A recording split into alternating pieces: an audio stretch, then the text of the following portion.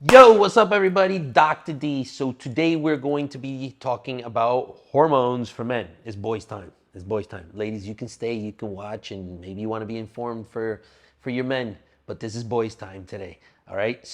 And before we start, none of what we'll talk about today is medical advice. If you have questions, comments, concerns, etc., talk to your healthcare practitioner. You feel free to write to us and we'll pair you with one of our doctors to answer your questions. But none of this is directed as medical advice for you.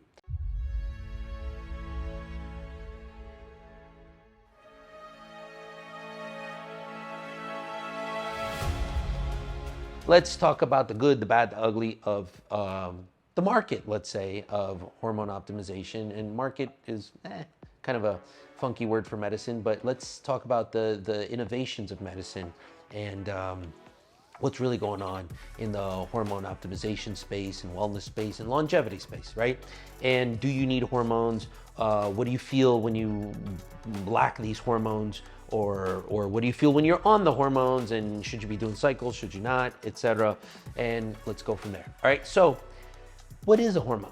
Okay, so a hormone, you have different kinds of hormones. You have your cholesterol type hormones, so the hormones that come from cholesterol, which are the ones we're going to be talking about today. For men, estrogen, testosterone, progesterone, DHEA, etc. But there's other hormones, like the ones that regulate your blood pressure, like aldosterone and cortisol, which is the stress one, and DHEA, which also helps regulate stress and has a lot to do with, helps to make testosterone as well, etc. So you have other types of hormones like your peptide hormones, etc. But today we'll be talking about these hormones, most namely. So what does a person feel when they lack, for example, testosterone? What does a man feel, right? And in what age group? What are the different things he'll feel, right? Because nowadays, if you guys go listen to some of my other lectures on environmental toxicity, which I'm hugely passionate on, we're struggling there to produce hormones. There's many anti-endocrine foods out there. I'll say it again: anti-endocrine foods or anti-hormone foods. Yes, there's foods that you're eating and are destroying your hormones. Okay, I know some of you guys are listening to other people out there talking about other natural ways to optimize your hormones, all the way ranging from, infrared light therapy on your balls and to eating balls from bulls and so forth. I mean, eating testicles and so forth. And I'm not dismissing any of those. But before you go ahead and maybe go on a whim out there and do some of that stuff, why don't you guys look inside your pantry and so forth, other things that you're putting in your body or even chemicals you're washing yourself with that can be hurting you. But for that, please go listen to our toxicity lecture on that, right? Environmental toxicity. But I'm assuming that you're doing all that, okay? That you've really cleaned out your life of chemicals and toxins, and that, you know what? I want to understand hormones a little bit better because maybe I'm going to walk this road in a few years, or maybe it is time to walk this road, or maybe, shoot, I should have been walking this road already. So, what does a person feel? Right? I'll give you an example. You'll see, for example, Mrs. Sally come in with her husband, Mr. Harold, and Mrs. Sally's gonna be, oh my God, Harold is so grumpy. Harold just nags all day, and he's always getting lost in, like when he's driving, and assuming it's nothing, more concerning like dementia, etc. And there's proper tests to be done with that. But and she's complaining about him and so forth. Basically, he's grumpy and so forth. He's getting lost all the time and just grumpy old man. So, and then obviously speaking to the person, the person's going to have low muscle mass. On the physical side, they're going to have low muscle mass, lack of energy, poor strength, etc. On the psychological side, no, very, very little motivation, mood issues. So lots of times the grumpiness and so forth, uh, and just lack of an overall sense of well-being. And then even clinically, lots of times this person will correlate their blood exams with perhaps prediabetes, diabetes, metabolic syndromes. Just really to tell you where the testosterone is going to play a big role, is to help with a lot of these metabolic syndromes, etc.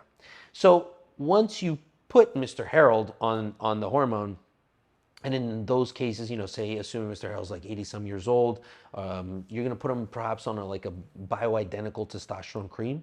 And everything we're going to suggest here in this conversation today that you talk to your physician about will be bioidentical, right? So bioidentical hormones, which we have another lecture, which we really go into the difference between bioidentical and synthetic, et cetera. So watch that lecture as well. So assuming you understand what a bioidentical hormone is today, we would put Mr. Harold on a bioidentical hormone, right? So with that, he'll come back maybe in 60 to 90 days. Mrs. Sally's going to be a lot happier because he's not going to be as grumpy. Unfortunately, lots of times it doesn't go completely away. You'll ask him, are you getting lost as much as you were before? Well, I'll be damned. No, I'm not. That might be his answer. Why? Because it helps with testosterone helps a lot with spatial recognition. Allows what us hunters to hunt better, to find ourselves better on a map even, right? So testosterone is going to help tremendously with that man's day-to-day. He's going to feel more motivated. He's going to sleep better. It's very difficult for a man to sleep well. Man and woman, there are studies showing that men and women have a little bit of a harder time sleeping if they don't have proper testosterone levels. So now you take a younger person and it's, I think, in my personal opinion, it's a little worse what they'll feel many times because this person, you're a young man. You're not meant to feel issues with your testosterone at that age, and that's where something obviously that testosterone affects in all groups is sex drive and your sexual function. And it causes lack, extreme lack of testosterone will cause erectile dysfunction and things like that for most people. But in a young man, that is a big problem. I personally feel like because he's not experiencing these the lack of drive, etc., in his latter years. He's experiencing it when he should be most driven, most focused, most energetic, even in his sexual encounters, etc.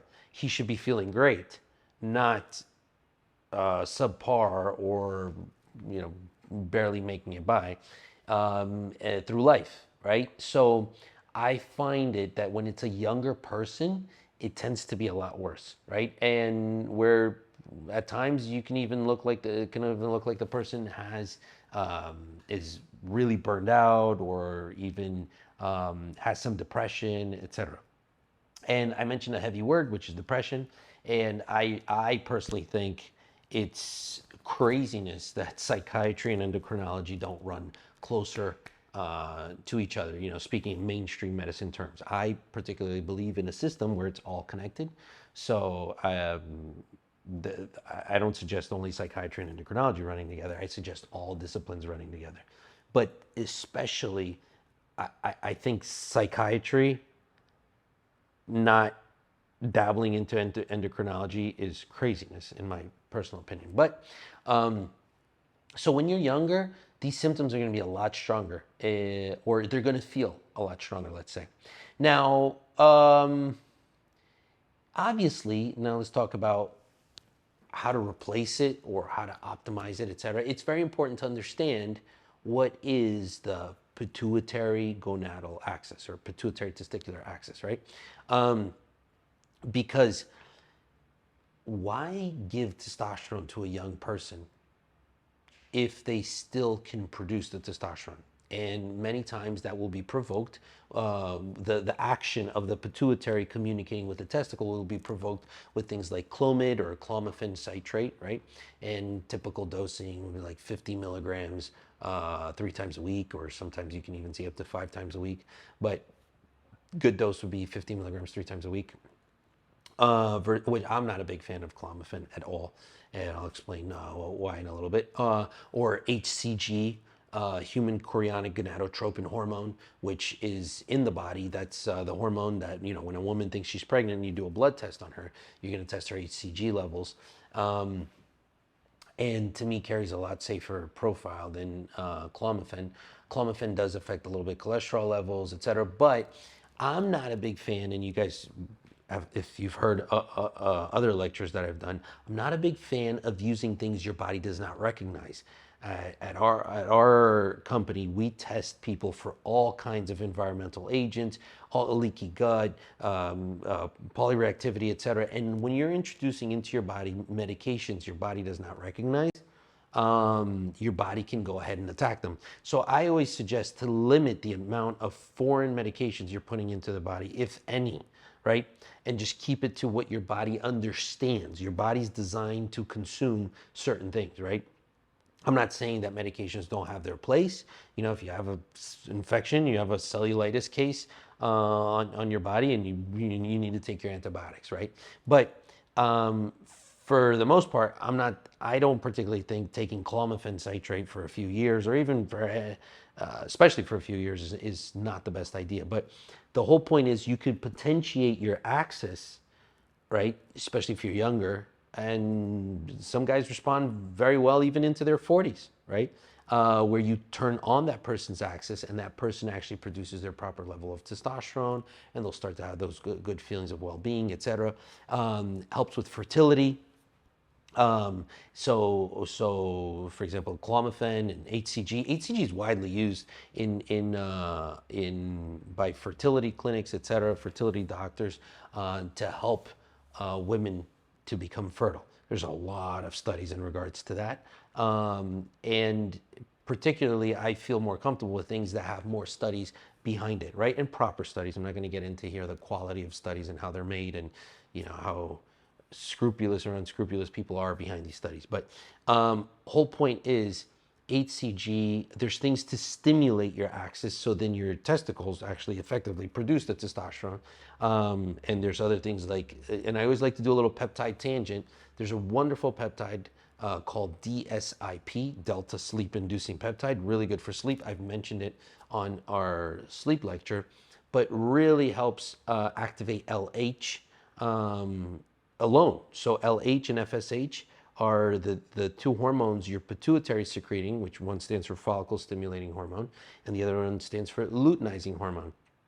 And each one will go to different cells in the testicle. One will go to the Sertoli cells, the other one will go to the Leydig cells, and the Leydig cells will produce the testosterone. So LH turns on the Leydig cells, which produces the testosterone, and you want that, right? So DSIP does that very, very well. There's other peptides like kisspeptin as well, does that pretty well, and so on and so forth. There's a few peptides for that action, but HCG seems to be, it's an old school one that people like and trust very much. And I particularly used it. I was taking testosterone, or I use it. I was on testosterone therapy, and we decided to have our son. And so I did not get off testosterone. I did not get off testosterone. I decreased my dose and spread it out even more. And I upped my HCG, which I never get off. I'm always on HCG. I particularly don't like to shut off my axis at any point in time, right? I honestly think it's wrong to chemically castrate males. Some males, they'll be very responsive to testosterone, and they'll, especially any bit of a higher dose, it'll shut them off. So I particularly like the HCG running on the background with the testosterone. And then what I did, so here, testosterone HCG, I just kind of did one of these, and then, lo and behold, 2-3 months later, my wife was pregnant with our son Apollo, right? So worked out very well for us. But this is all going to depend, the type of therapy is going to really depend on your age group, right? So basically, how far away are you from puberty, and how far away are you from andropause, right? Which is like the menopause for men, or if you've even passed it.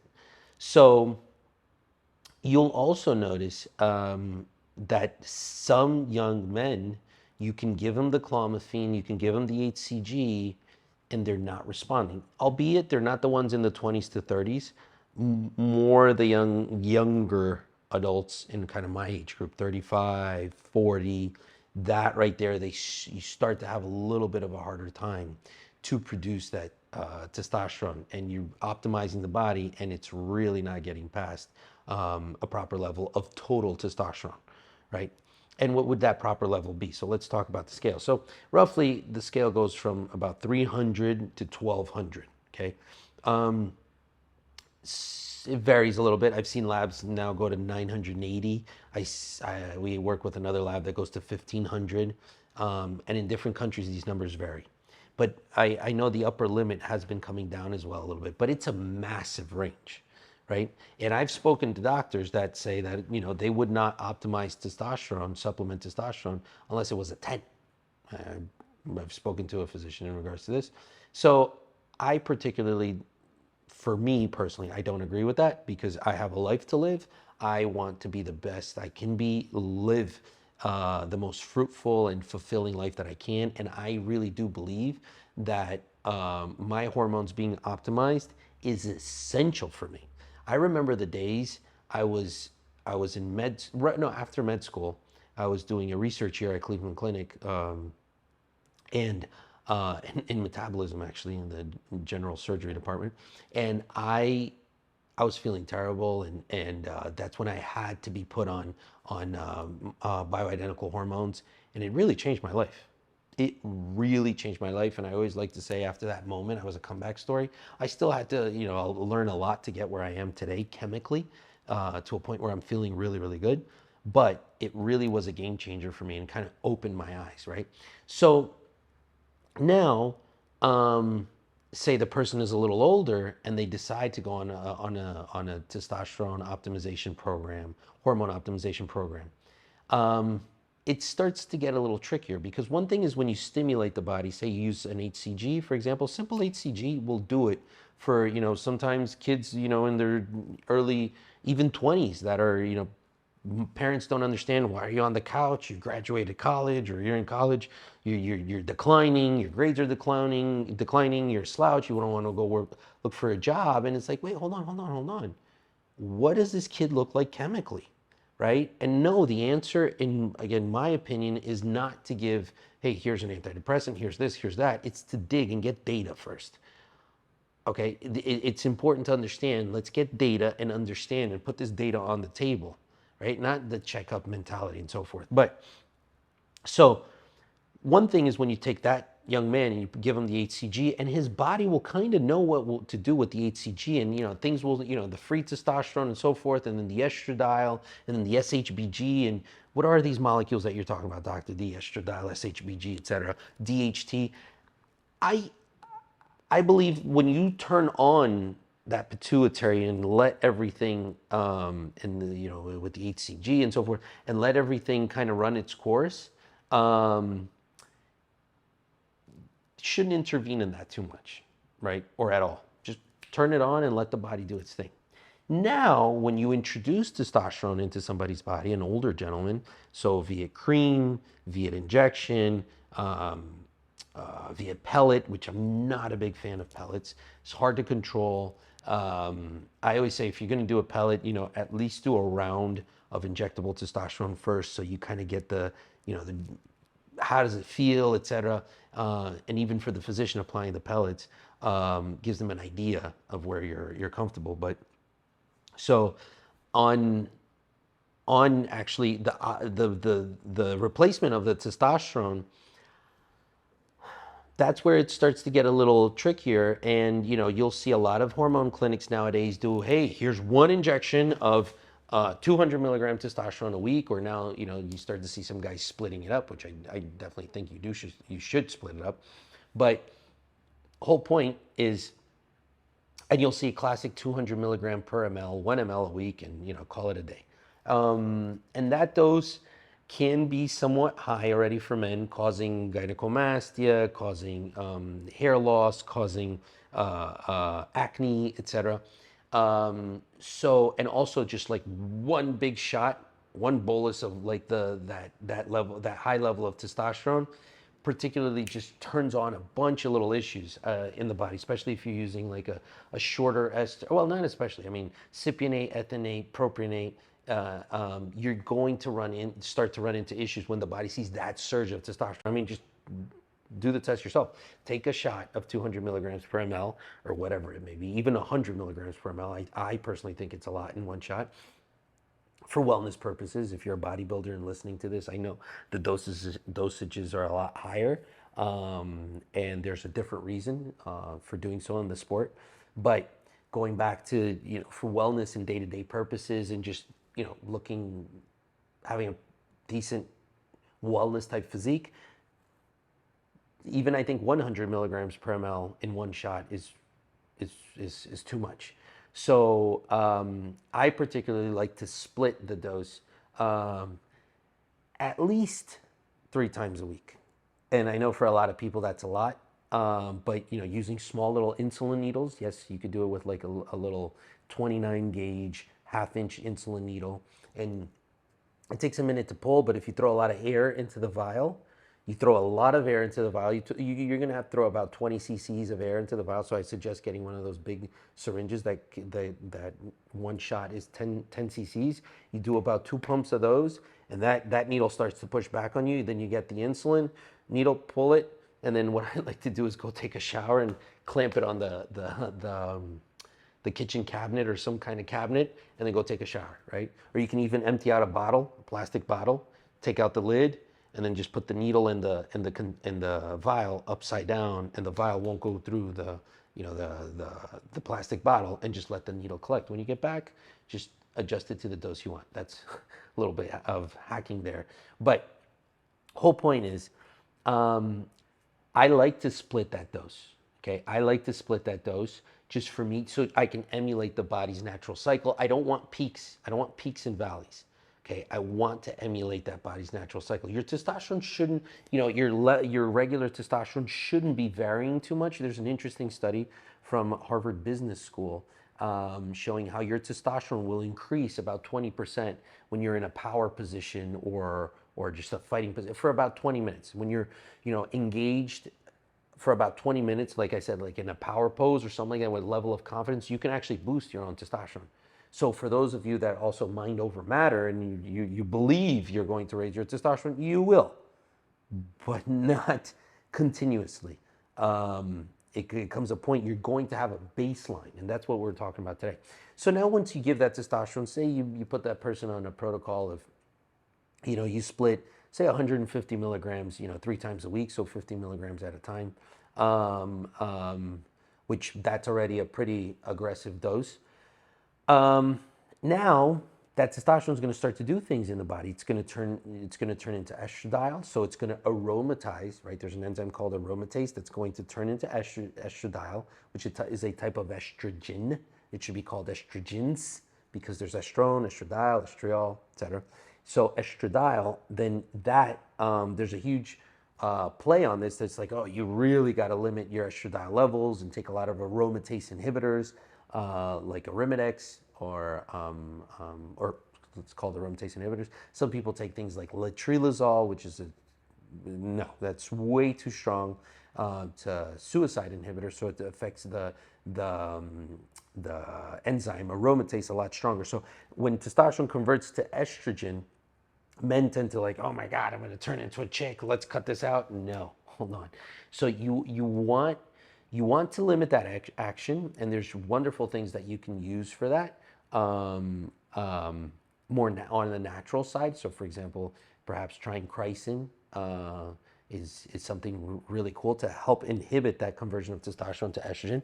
But too much aromatase inhibitor, cause joint pain, low libido. You get a lot of fat on the body, so it'll help. Actually, having too little estrogen will cause you to retain some more fat. And I know lots of times people are like, oh, my estrogen's high, I'm retaining water.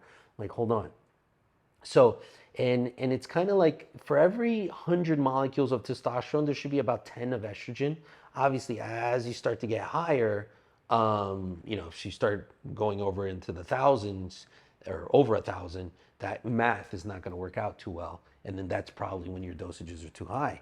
But, so, and it's a hard calculation that nobody really knows the exact ratio that a man should be at.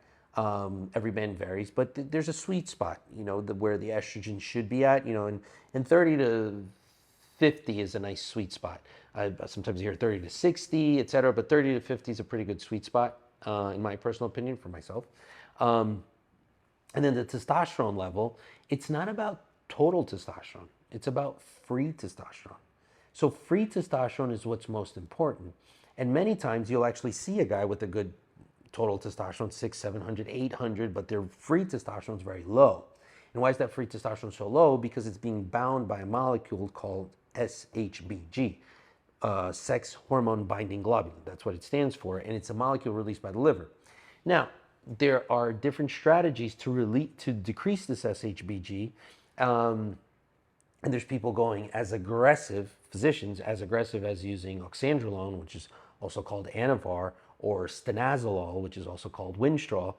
In my personal opinion, again, I don't like putting in anything into the body will not recognize, and anything that the body can't be on continuously or etc. So that, this is my, again, I don't do cycles. I don't know. It's continuous therapy, right? I want to create a continuous baseline for somebody. If you're a bodybuilder, fine. Here's your baseline of your testosterone, growth hormone, etc. And then obviously do whatever you're going to do for the sport. But that's a different story. But what I'm talking about here today is creating a baseline which you're going to live off of, live by for the rest of your life. So, shoot, I mean, the Anavar and the stanazol, the Winstrol, or those are great. They'll bind up your SHBG in a second, and you'll feel that free testosterone. And a lot of the action that both men and women, this is especially oxandrolone, very popular with women. When they do, I mean, men usually a low dose will be about 10 milligrams, 3 to 5 times a week. Your levels of SHBG plummet; they decrease severely, which a lot of the well-being that the person feels from being on these things is actually having such low levels of SHBG and thus high levels of free testosterone. They actually feel that testosterone, okay? But there's perhaps less harder substances that one can use. And again, not too fond of it. For example, danazol. Danazol is a C1 esterase inhibitor for people. It's a drug actually used for people for hereditary angioedema. So for actually a very good reason, you know, people mouth will literally swell up if they have an immunological stimulus.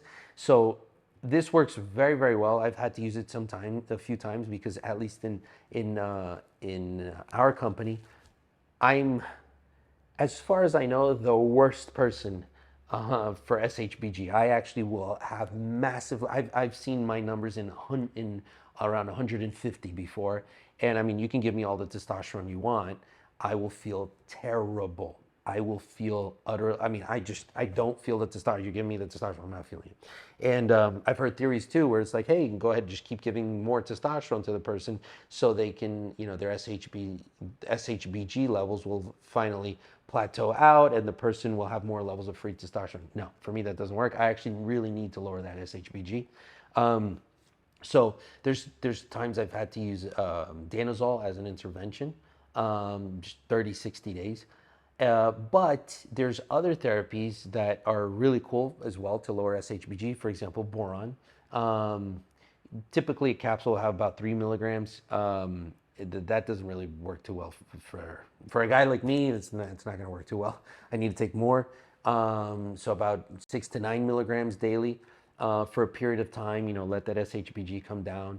But for me, the boron by itself will also not work. I need to add on something called Tankot LE, which works pretty well for me, and helps me to promote more free testosterone. So again, this is, you know, my almost paranoia, if you will, to not put anything in my body that my body does not recognize, or very harsh chemicals and substances, right?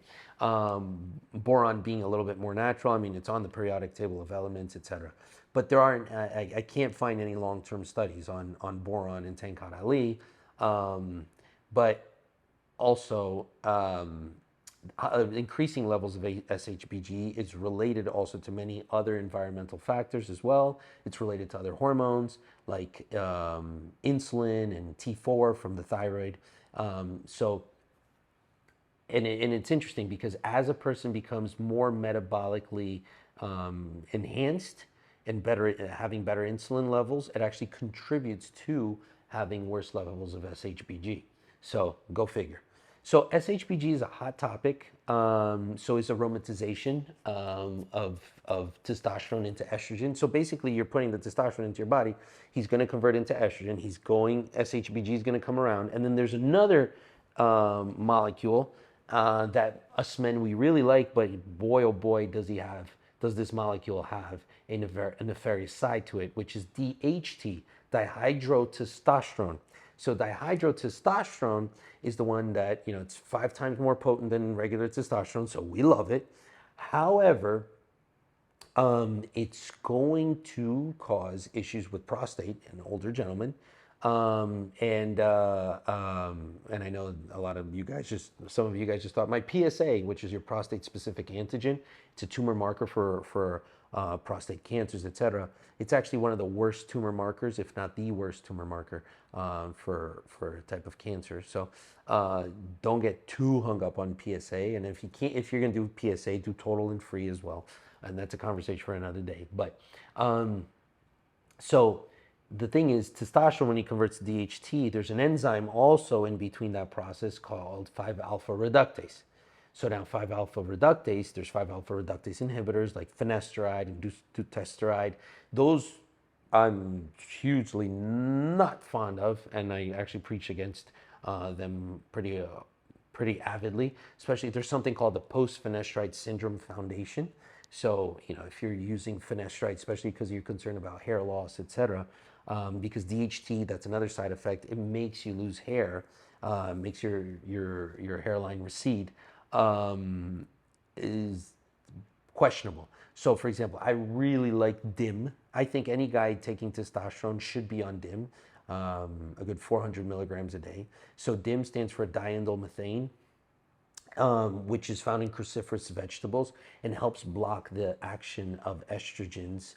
And I say estrogens, it's not specific towards a type of enzyme, but it'll help also block a little bit the action of 5-alpha reductase and the conversion of testosterone to DHT, helps with the hairline. And overall, I find it better than using finasteride. And I know a lot of you guys, hey, my hair. I understand. We have people in our company that have transplanted 3 times, and they come to us for hormone replacement therapy because humbly, we do a pretty good job at it, and we don't let that hairline recede. So we get into some peptide medicine for hair to help with hair as well. So great peptides that I'll talk about at another lecture, and actually maybe our next lecture should be on hair. You can watch that lecture. Actually, I'm promising you guys, next lecture will be on hair. It's interesting to understand that testosterone will be converted to different things, or will be bound up by like the SHBG, and the person will feel less effect of that total testosterone. So the whole point is to have proper levels of free testosterone. Okay, you want your free testosterone to be higher, and you want to, in my personal opinion, keep on your pituitary, keep your FSH, and keep your LH on, no matter what point of your life you're on. Okay, like I said, younger gentlemen, you're just turning on that FSH, LH with HCG, or something I actually forgot to mention before. And sometimes you guys will see me jump a little bit back and forth. For the most part, I have nothing today. I'm just speaking out of my head. That's it. I didn't practice this. I didn't rehearse this. I did nothing. There's no paper, computer's off. So, so sometimes I'll jump, and I'm trying to follow some framework I have in my head. But so going back to the younger gentleman, the HCG, you can use also, again, no long-term studies on this, but Physiology aggressors, and wanna shout out to Andrew Huberman. He talks a lot about this plant. I had read about this before, but I see he talks a lot about it too. So, and really good podcaster too. If you guys are, if you're hearing me, you probably have heard of Huberman, but maybe not. So, really, the guy has really good stuff out there too for you to listen on.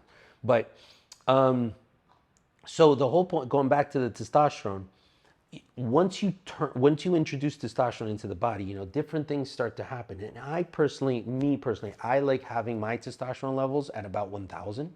I feel really good with that. And I personally think that maybe 100 years ago, that probably was the average because say about there's studies like with the World Health Organization has a lot of studies on this stuff, you know, and even in regards to anti-endocrine chemicals that are out in our environment and are causing these issues. And I think it's atrocious to talk about testosterone and hormone optimization and do we need it, do we not? We need it. Hello, we have a bunch of chemicals in our environment that are destroying us, literally day by day poisoning us. And then you have common day physicians saying, hey, I don't know if we really need this. Well, listen, brother, your great grandfather, his testosterone levels were way higher than yours is, buddy. So I'm not one. I mean, there's long-term studies, there's not long-term studies. You know, nowadays, you know, any physician that studies this can go toe-to-toe with a mainstream physician that does not believe in this. And defend testosterone. There's a lot of studies on the benefits of it for metabolically, for heart health, for a bunch of stuff. Obviously, speaking bioidentical and within physiologic range. But back in the day, there's more than enough evidence that testosterone levels were higher. So you take, for example, a 60-year-old man in 2004, not too long ago, with a testosterone level of X, and then now you take another 60-year-old man in 1987, for example, 60-year-old man, 2004, 60-year-old man, 1987. The 1987 male has his testosterone level 17% higher on average than the male in 2004. So think about that for a second. If you're 60 years old, or if you're planning to be 60 years old at one point in your life, that kind of stinks for us nowadays. And how about our kids? You know, I just had a little baby boy. He's 2 months old, and I wonder, and I look at him, I'm like, wow, what can I do so he doesn't suffer these things? And that's why in the house, I mean, we're really, you know, yesterday we brought a bunch of food from the farm, etc. Not that he's eating that food yet, but that's the culture here in the house, and it will be for him as well to try to give him the most pure foods and keep him away from all these anti-endocrine substances out there. So especially if you're a physician in this area that actually you're aligned with a lot of what I'm saying, I really encourage you, a lot of you guys, to take your patients and give them exams, you know, chemical exams and environmental exams to see what's really in their system. And you're going to scratch your head a little bit and say, hey, hold on, there's a lot of things here that might be hurting my patients' hormone levels, right? So, and that's what we're seeing in younger and younger men. So when optimizing those testosterone levels, I particularly liked, like I said, to be at about 1,000. So for me, at this point in time, because I've noticed my dose has varied, you know, and not too long ago, our head nurse, she came up to me, she's like, hey, my total testosterone was 500 and something. She's like, you've never been this low. And I'm like, wow, I didn't change my dose.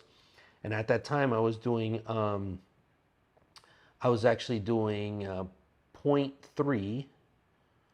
I don't know if I remember exact the dose right now, but zero point 0.3 mLs 3 times a week of about 100 milligrams per ml testosterone. Okay, so feeling pretty good, but not enough. At this point, I'm doing about 150 to 200 a week of testosterone, split into 3 to 4 times a week. And I'm feeling a little bit better with those dosages. And also my SHBG had gone pretty high, and I had noticed, I'm like, man, I'm feeling tired. I push really hard. Sometimes I train twice a day. I do private kickboxing class with a coach that he's the youngest UFC champ as a coach.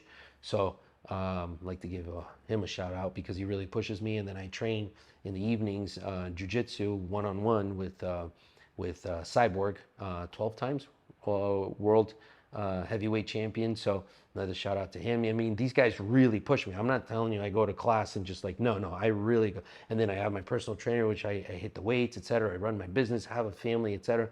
So I need to feel good. I need to feel good. To me, how I feel is the most important thing on my day to day, right? So my testosterone levels are essential for that. So with that said, I particularly like right now follow a protocol 3 to 4 times a week. And I split my dose up anywhere from 150 to 200. Like I said, I'll take an extra shot depending on how I'm feeling. Very low dose estrogen blockers. So every once in a while, I'll have, it sounds like I'm having a meal, and a capsule of point point 0.5 milligrams of Arimidex, but every once in a while. Okay. And to tell you the truth, it shouldn't even be 0.5. It should be smaller. It should be something like 0.1 or 0.2 max. So I'm not a good example of this right now, but I always like to be very transparent. To tell you the truth, I've taken the 0.5 milligram just out of convenience, because sometimes it's a lot harder to get the 0.1s or the 0.2 milligram Arimidex. You have to actually have the pharmacy make it. So, and that'll depend on my blood work. When I see my blood work, if my estrogen's really high, I'm a high aromatizer. I make a lot of SHBG. And every once in a while, I'll do 30 to 60 days of Danazol to help me, about 50 to 75 milligrams per day, to help me lower my SHBG levels. But boron and Tenkat Ali have worked really, really well for me. And this is a new endeavor. This is something I've been doing over the last, say, 6 months or so. Because up until then, I was using the Danazol, and I really advise always to go the more natural route. And even for me, I didn't really like being on the Danazol. Important as well, once you're considering the testosterone therapy, is to really understand with your doctor long-term effects. If you're going to have kids, right? Because a lot of people want to understand, okay, me having kids, is this important, etc.